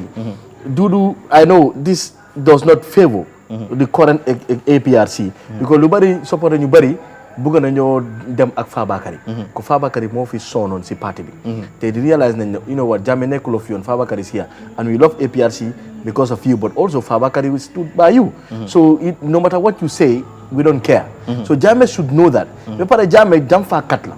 Jammeh ñii niñ ko taxawalee bu ñoo def seen congrès sax ba tey ñu ngi ko def supreme leader bu ñu defee seen congrès ba tey ñu bëgguñ koo disrespect wala sanga bëgguñ koo disrespect wala sanga so dañ ne ba tuuti moom sa war a understand you know what no matter what these people are not still disrespecting me Jammeh dafa war a toog mu realize ne lu moo wax ex-president la it happened in Ivory Coast the man is back and he's still relevant he could be still relevant if he knows what he should say maa ngi wax ñii ne yéen soose nu mu ko dee waxee Yaya Jammeh ma nge saamuta ñooti bul jël jaan nga ne yow ak Yaya Jammeh yéen ay téye jaan du wook Yaya Jammeh dina bàyyi jaan bi mu maata la that man is a dangerous man ñii xamuñ ko well comme xam ne bi xam ne waaw dégguloo gis nga so foofu la problème bi gis nga foofu la problème bi nekk because Yaya Jammeh gis naa ñoo xam ne rey na seen mbokk yi but they are still saying ne Yaya Jammeh defu dara ñoo rey seen mbokk waaw that is how Yaya Jammeh the enigma that is Yaya Jammeh moo loolu yàllaa ko binda noonu dina la def lu métti sax waaye still yow di nga enjoy loolu di nga ko like di nga ko bëgg a num la toroxaaree Yaya Jammeh moo mel noonu ma ne leen ne daa leen kii seen parti bi loolu yaa waxoon naa ko bu yàgga kii this man it cannot be trusted daa leen ko all they did was to defend him everywhere defend him and they gave the current government problem a problem just because of Yaya Jammeh ma wax la naka la victims yi sometimes they interpret ñoom seen experience bi ak leen dal ci dëkk bi they interpret it loosely dañ ko duñ dee just focus on Jammeh waaye dañ dee xool ñëpp as enemies ñëpp ñu nga xam ne ñu nekkoon nañ fi support den Babili Mansa ñoom biñ doon torox ñoom ñoo taxaw foofu noonu di ko support di ko defan ñëpp lañ dee jël ñu dugal leen si benn pot ma ne leen so loolu that gave the government problems because anytime the government wants to do anything that is targeting Jammeh ñoom Doudou Dia yëpp dañoo jóg ñu defend Yaya Jammeh Babili Mansa no all they do is come turn a blind eye so waxee lii Yaya Jammeh moo commit lii they have never accepted Yaya Jammeh's human rights violations and abuses they have never they said the TRRC was some witch hunt but this is how they lii moo am definitely so now this is what loolu yëpp passé na right but Yaya Jammeh turning against them man foofu laa gisut I didn't see that I was saying I still had my this man is a dangerous madman you have to be careful of him you have to be careful of him but they did not and now what has happened is Yaya Jammeh turned against them because ñoom tamit they were the leaders of this party Yaya Jammeh daf leen throw under the bus daf leen Maradona daf leen throw under the bus Yaya Jammeh man I believe ñoom Doudou Dia Yaya Jammeh ñoom ñoo wax des short blessing from moom pour ñu ut coalition ñu liggéey koo xam ne loolu dina saaf moom Jammeh interest mu ne leen ne no problème def leen ko gars yi dem ba si digga mu sànni leen ci ron boss bi digaat leen loolu moo jot nii léegi naaw te gis nga ñoom am nañ seen press conference Yaya Jammeh mu ne daaxal na leen ñoom ñu ne Yaya Jammeh amul doole bi but still they are being very careful about Yaya Jammeh because xamuñ they are in this uncertain on certain territory boo xam ne ñoom xamuñ sax naka la ñoo def when it comes to Yaya Jammeh gis nga ñi nga xam ne ñooñu am nañ seen fit mooy Pa Ousmane Mohamed Lamine Jammeh Abdou Dia ñooñu ñu ne daaxa nañ leen Babaka dafa ñëw mu ne leen ne daaxa naa la si executive bi daaxa naa la yow tamit daaxa naa la si génne nañ la si executive bi génne nañ déedéet non you said liñ wax mooy liñ wax ñi nga xam ne ñu ne Bakary Saibou Sané ak kii ñoom ñu ne dañ dem si beneen side bi no alliance so moo tax gaa génne leen xam nga waaye how about the person ki nga xam ne moo leen nekk di instigate mooy Yaya Jammeh Yaya Jammeh moo leen nekk di instigate so he is the chief perpetrator here waaye ñoom they didn't go after Yaya Jammeh li ñu wax mooy politique la xëy na dañ ko misadvise comme di ko utal excuse waaye tamit I have seen those APRC people ñi nga xam ne ñooñu kenn du bëgg a Yaya Jammeh nga jot ñooñu noonu keroog maa noonu wax ak kenn kooku that man kooku nu mu bëgg a Yaya Jammeh ñoom dul yaa toolu wuñ ci kooku waaye xam nga naka la wax na bi ma ko waxee Emri Dia mu ne ma ne nii la def loxoom bi mu ne ma ne Yaya Jammeh dafa dof na first time ñooñu yëpp génn nañ seen loxo ci mbiri Yaya Jammeh bam set wicc but Lamin so Lamin speech I mean dañ mën a let's say okay that one now man incite violence or whatever it can because Basama li mu wax Yaya Jammeh one thing comment bu nga because Yaya Jammeh is a very dangerous cunning man xam nga la def daf dee ne oh man we are peaceful ñun kay duñ dee def problème you know Gambia man suma achievements yi ñëw nañ yaaxa nañ ko so we are not going to xam nga yàlla bëggul li yàlla bëggul bu leen saaga waaw the next video mu ne la ne these are tribalists mu ne la ñii dañ tribalist so what you are doing is we are trying to play with people's mind nit ñi dañoo toog yaa ngi leen di incite di leen set against others di leen set against a certain people leaders ñu gars yi wax gars yi ne they are tribalists so that is incitement so Yaya Jammeh nobody can take that from him pour mu waxa supporters ami but the public address man I feel ne dañ ko war a ban and Yaya Jammeh really President Barrow is a very patient man but if I were President Barrow I will go after Yaya Jammeh and it's going to be vicious and duma am benn price boo xam ne naa ko I'll pay it I'll be fine Gambia ñu nga xam ne dañ koo support sax dinañ understand ne this man he deserves but it seems like they've started it Charles Taylor was doing something similar in Liberia buñ ko génnee mu ngi toog Nigeria yëfi yabaate rek la doon def di call di jéem a bugg a play with people's mind di jéem a bugg a ekati fitna but the government the government yes the government they engage authority Yaya Jammeh kenn buggul ko soo demee America gis nañ alalam bi yëpp kenn buggul ko Yaya Jammeh mbiram bi wax ko tubaab bi rek nga gis Yaya Jammeh they will put pressure on Equatorial Guinea di nga ko jot you'll get him hybrid court la ñoo taxawal Yaya Jammeh mu dem tëdd kaso for all of the things la loo xam ne def na ko te ñëpp dinañ understand ñoom duru yëpp dinañ understand ne noonu la fa demee daal Yaya Jammeh daal okay Ahmad you wanted to say something man I think ne speech am du mun a incite violence because Yaya Jammeh dafa the man wants to stay relevant if you ask me because li xew mooy gis nga split bu am APRC whether Yaya Jammeh spoke or not was going to happen when they agreed to form coalition ak NPP I know there were a lot of people within the APRC ñoo xam ne they wouldn't agree with that so li nga am mooy a low election turnout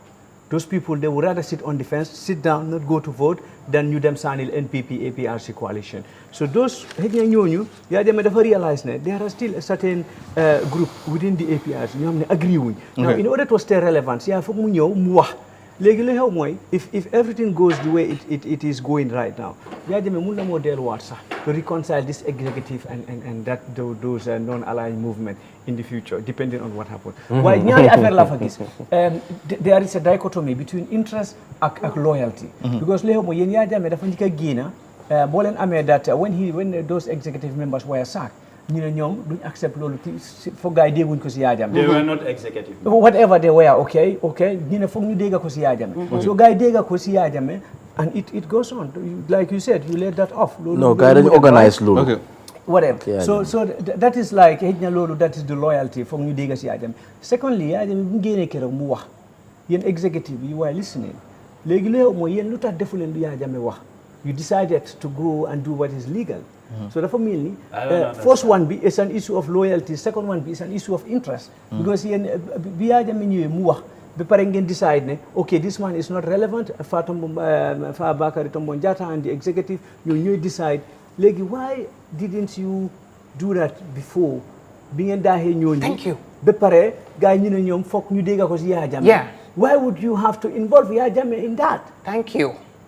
I can simply answer that because mention naa ko suma money. Some of the media ñoo don't use that. Okay. Di leen call ñuy wax loo xam ne it's against the executive. Okay. And if that drags, some people dañoo confused dafa si chaos in the party. Okay. Man, I made that press release. Okay. ñoom dañ edit the press release. ñu génnee ñoom seen tur yi ñu def ñun suñ tur. Man Tombong Rambo. Mayor, I think, and Amul Nyas. And people started calling me in the APRC, should they expel, then you come to our party. Information, and the media is very powerful. And every day, media is like King FM in their news, they then call Suleiman Singul Nyasi, Purmoa. They're still doing the same. Then you time in, time out, you call Lamin Tamba, create a platform, he's just talking something low, and they can't understand. They will do that. Invite Gerending, Munyo, they allow executive bidden you hold 500,000 and this type of thing, man, feel within the media as a journalist, you know, don't use Harama use deal to bring these people down. Burman, I don't even call that journalism. And these issues politically, though they buga am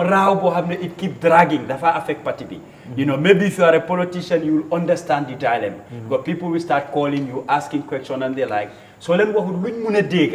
could swing along, and even if the tide is wrong, they will go with that. So Purunga control that situation. Control narrative, right? Well, Lolumo is his intervention in that. Okay, now, because to the extent before you read to me, Winko suggested, then you not tombong the video. He did that, but they disregarded that. Okay, so Limota how you use that medium. Okay. But I'm not using that before nyom lo hamne. It does not warrant more audio. Okay. Yeah. Okay. Now, Duru, from nekani briefly, like, and then you see coalition for change, CA, GMC, yeah, exactly. Alliance for Change. You are just like Yaya, he couldn't say Ghana. You want to talk about something you don't even know the name of the alliance. No, of course I know the name. The one I just jump. Properly, okay, now, Duru. So now, NUP you phone up, and then you gain a Jame, and then who else? There's another party. No. More new key. What was it? GFA. But now you have GMC. My party Mofaneka ag Biram Jain, Dr. Biram Jain. So now Biram Jain mom dafa join NPP in 2018. So Ali Touré mo nekon Mofanekon bala mo ñew in. Now I think we run health center in Lamin, right? The guy is not really popular when it comes to politicking in Gambia, okay? Now, the other side, you have my party. Who is not popular? Dr. Biram Jain was not popular. Understand? So now, you have my party, who was sacked at one point because how exactly more prompt no, but gisoon nañ ne Occupy Westfield bi dañ amoon meeting ak moom immediately after that lañ sack. I'm not saying ne loolu moo tax, but then seen contract bi yëpp was involved. Understand? Do you think ne, I know of course CA they've done a lot, understand nga,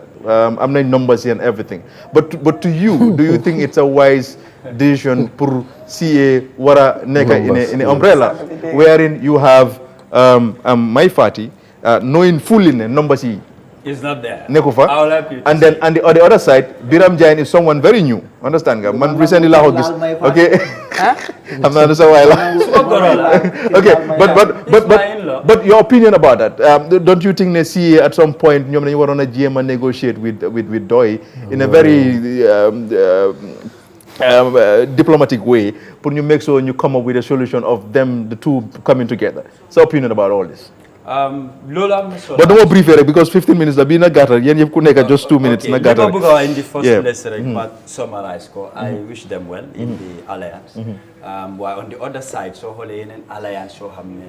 more exists. Already, agio hamne yo ile nyo push. Purman, it's not a threat. Based on man from a boka, like the numbers and the crowd bu nyo pull. These three parties together, I don't think they will be able to pull that crowd. Why it's good ne kuneka linga gum at finger neck and got how chilolunga push from them. Man, I believe in that, and I would say today, she kalabinye diplomat active in politics. Musumawa ken neko bal sa party nganyo si suma party. If you make that decision, I welcome you with open arms. Man sumo politics, luma gum. Moy ku nekk fi nga nekk ak li nga góom loolu nga bugg a def des fa nga liggéey so moo tax ma ne I wish them well waaye pour only these 3 parties fooguma ne mun nañoo. But the initial idea of the 6 parties ñu ñëwoon together, was that a good move? Because probably am na lu lead back affaire yi fail. Yeah, but that would have been a big one. Buga started, I think it was about 9, if I am correct. Yes. So Bobu Warona succeed. You am one leader. It would have been a big challenge for the incumbent. Yes. Okay. The initial one, I mean, including UDP and GDC. Okay. Yeah, that would have been. So now, but so opinion about these 3 people, because I'm yet to get an information. Well, they can more face, we can more lead and everything. I'm yet to know that. I don't know They that. sign MOU, then they will go into the Put decide leadership. who. These 3 parties. Why food neka can more lead ak naka lañ ko def, I think that is left to them. How much ben idea. Okay. Why lima wax moy these 3 parties coming together with the facts lo xamne moy the reality. Mënut a génné the incumbent. Okay, now Ahmad. Man, I don't know how it is. Why I must express my disappointment. Fekkente CA the Freedom Alliance with those two small parties. CA the Faneka Bohamne is kind of a household name in Gambia today in terms of Hejna. It has won like the minds of a lot of young people. So I expect on now at least Musani, throw the net wider. Why I don't know. But why disappointment? Is it with regard the profile of individuals you Faneka exactly, or numbers? What exactly? Disappointment in terms of numbers because so said here in 2 parties they're not pulling crowd. So man foog naa ne I was expecting based on ideology but based also on strategy. Te su waroon a def alliance probably dafa nekk Doi and GDC and few others, right? Why do nekk my party GMC and the other guy I never heard about him. So I think that is a sort of a disappointment if you ask me. Okay, that is very funny. Nene, what's your opinion about that? Opinion lañu wax bu fi attaque amande. Nene sa opinion sa gis. Nene na ma attaque. No, I won't do that. I'll be nice. Okay. Nene sa opinion. It's my opinion, Silan. About the coalition. Coalition. Alliance. As a panel. Have opinion. No, because I'm surprised by what my opinion is. No, but maybe the ñu mëna jox probably nga wax. Okay, dafa melni am nañ press conference suba déglu leen press conference bi highlight everything the way it happened because comme niko Amat waxé rek déglu niko Amat waxé rek xam nga comme nga wone we should have widened it, okay? People need to understand it was clearly articulated to explain how this thing went. And in short, because of time, I'm hesitating to even start it because I know the time may you explain in detail for people who did not watch the press conference or who did not listen to it. But this thing was widened. Apparently, this was initiated by Citizens Alliance, okay? Because there was the demand. Out of everything that is happening, the current circumstances, there is a necessity for that to happen. Okay. Nobody was doing it. We thought,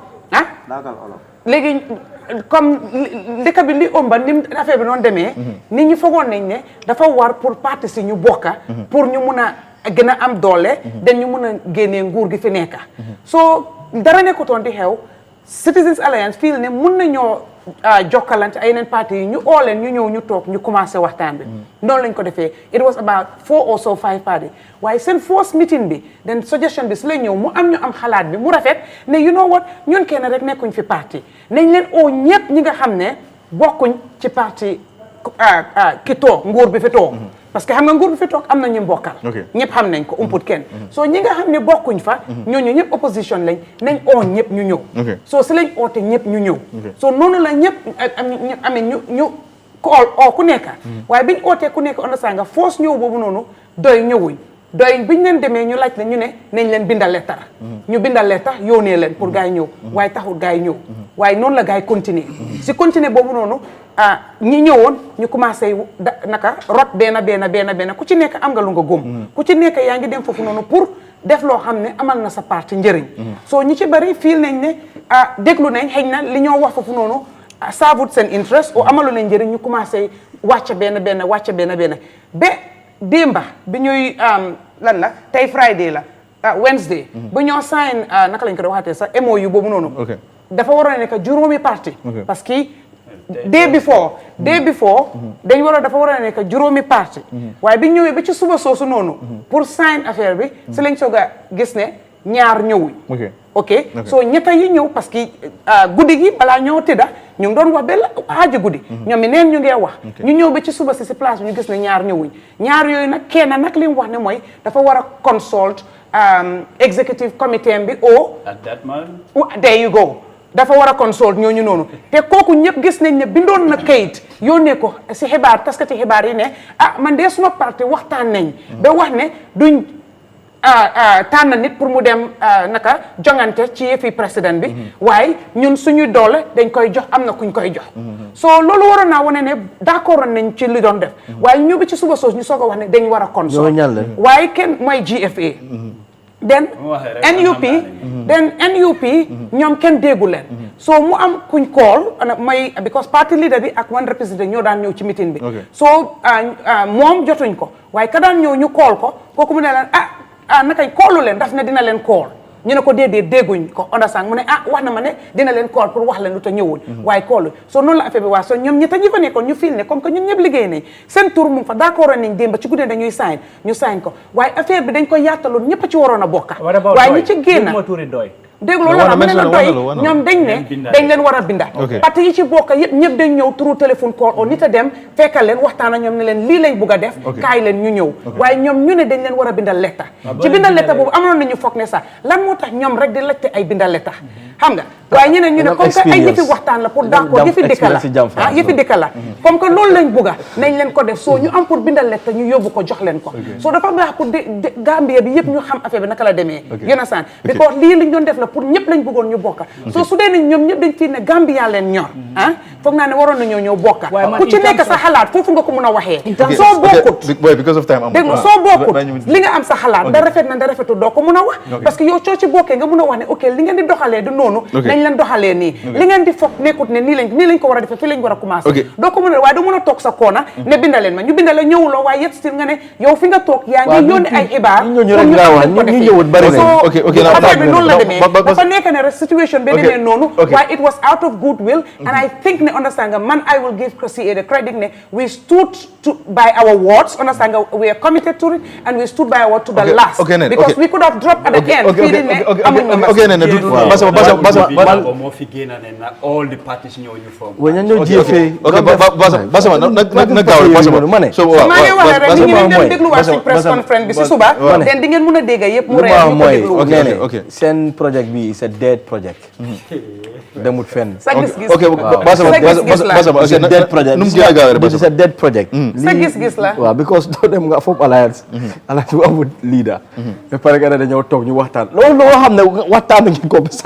déedéet ba samba da nga understand du xaatule si déglu da nga am pour understand balaa ngaa form leader foog ngeen am framework buy guide naka ngeen di defee loolu déglu ma dee bu ñoo sign alliance déglu li ñoo dee boobu noonu déedéet doo mën a wax loo xam ne waaye man suma opinion lay wax waaye yow yaa ngi wax ne da ngeen sign te amul leen leader waaye naka ngaa choose leader te amul leen framework buy guide la mooy framework mooy sa agreement now because of time just wow I think this is a dead project one also because parti bu ko oo dañ leen xeeb bi su dee xëy na UDP ñoo ko fi oote wala PDOIS wala yeneen parti wala NPP dañ leen di uyu with respect at the end of the day dañ foog ne CA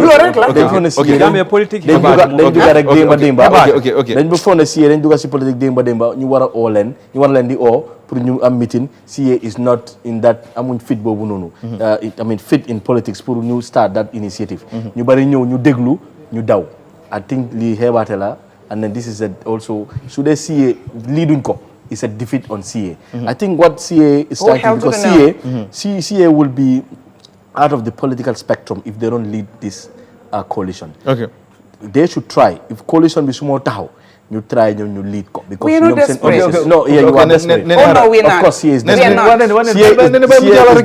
CA has won like Ahmad said the heart of many young people and I know and in order for them to stay relevant they have to lead this if that doesn't happen if that doesn't Marco can't no I think record if that doesn't happen it's gone this is gone because one for candidate ñu jox leen ko ñoo ko start suñ ko leadutee CA would not further because CA duñ def luñ def yëpp et pare ñu jox ko Mai Fatty la fi am si parti ok Mai Fatty Lamine sa xarit la xam naa Mai Fatty on the stop Mai Fatty su demee France def fa I was there def fa Lamine Ndiaye non basa Lamine ñoo xam ne ñu ngi UDP ñoo ko dee organiser programme am moom amul nga wax nga li xew am nga li xew ah dañu war a bàyyi non dañu wax am nga li xew ah dañu wax am nga li xew ah la am nga li xew dafa sama mais fi war a am nga li xew dafa sa bara everybody come nañ political party time bi jeena no Lamin go ahead no basam ara Lamin laajal ki ne naan na garab okay Let me just basam okay Lamin na gaaw because of time straight into the alliance bi Basamba mu ne dead project la man I will say it's an alliance dead in the water comme boka la boo xam ne dafa dee ci ndox bi kenn du ko mën a dee ba ci li wax na ko fi kenn du ko mën a fàtte na wax ma ba ci lu fi woon wax ko si lu fi woon mu ne dañ dafa ñëw mu nuyu gaay kenn faalawut ko naka nga foom alliance ngay nuyu sax kenn faalawut wait Lamin Dia léegi alliance bi it was well thought out xalaat bi baax na xalaat bi si siyee la jógee it was a good idea opposition coalition boo xam ne dëgër na it can stand the test of time boobu it's welcome in a democracy how you go about it is the issue but ego problem moo fa fesoon ego bi ku nekk dafa jiital ego bi people really they were treating them with contempt dañ feel ne CA xëj na léegi la ñëw ñun yaaga nañ fii si struggle bi all of a sudden they want to be the big boy in our midst so ñu bañ foofu la affaire bi nekk because waaye tamit to be fair to the bigger parties yoo xam ne they were bigger soo gisee ñeneen yi génna they learned their lesson because man dëgga yes leadership problem is one thing but what I'm saying is also in any democracy ki la ëppa kooku all the time war naa mun a am the upper hand in any decision making understand nga léegi ñoom because it happened here and that is very prone to fraud gis nga this voting system in a coalition most of the time do they favor party boo xam ne moo gën a mag because ñii dañoo dem ñu riig ko ñu dem ñu at the detriment of the bigger party so xale yi mun nañoo ñi nga xam ne amuñ nit sax kii bi mun naa génn foofu noonu ñi nga xam ne amuñ nit yoo xam ne they don't have even 20 supporters understand nga amuñ 20 supporters léegi soo gisee UDP for exemple ñu génn ak GDC ñoom loolu lañ gis because ñii liñ nekkoon di push ñoom si liñ nekkoon di push mooy let's have a fallback option waaye naxaate rek a fa nekk politics is all about playing games let's do the consensus let's try the consensus method waaye nañ am voting bi tamit gis nga ñii gis ne suñ demee consensus gars dañoo ñëw toog si table bi ñu bañ because consensus ok nañ dem ñu toog ki nga xam ne kooku moo gën a am parti bi moo gën a mag nañ jël kooku flag bearer bi ñu ñëpp rally around that person ñu form a united front waaye yow yaa ngi wax ne ok si agreement bi li nga fa bëgg a insert mooy su fekkee ne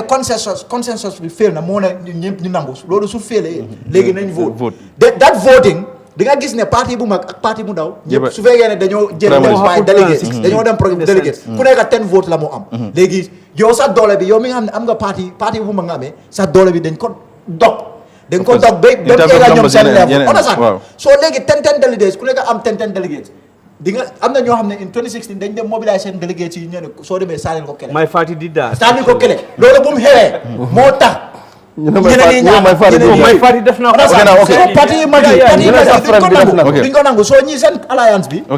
the three parties that are left and now it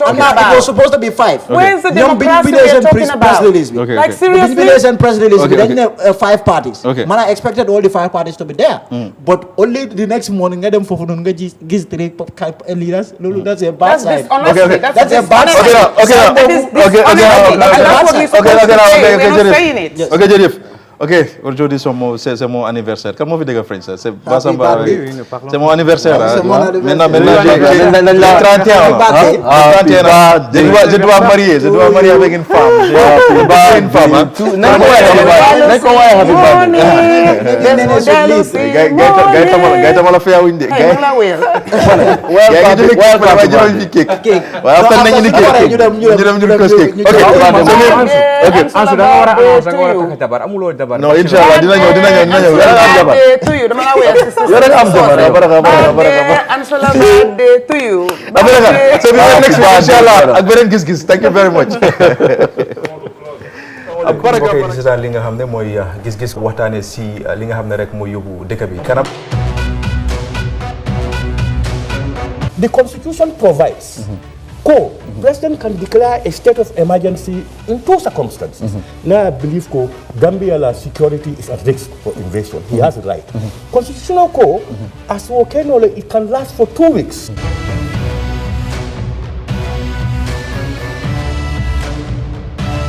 yéen ñëpp gis ngeen ne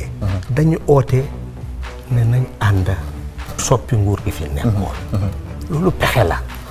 parti yi bokkuñu xalaat bokkuñu jubluwaay lii pexe la rek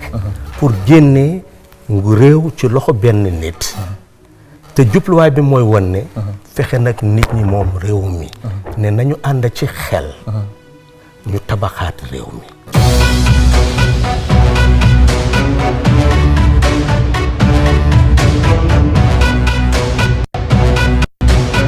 Tegabi, you want to be humble and everything. Why you are not an ordinary minister in this cabinet? That's true. Because you are head of the UDP, you are like a father figure to most of the... Mr. Saba, Giss Giss. It's the fact. Whether mom accept or not, so the point is, because of that prominence the baro def la consult or legi yow ya de yobu ay nit ci baro pour mu appointé lolu moy lakte dal li mo am President Adama dafa am mandate because Gambians choose ne na liggéey réew mi mu tànn ay nit ñu liggéey ak moom man ci ñooñ laa bokka maa ngi liggéey ak moom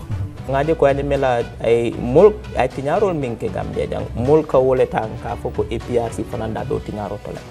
alle mu stade le so ka APRC ta kala image de da kotenge isaje fu Gambenol kotenge si la pati ñina kotenge no yalo say you are putting me in a funny position. Come the ni fa de ko bita jahannaba ni kala te ko kala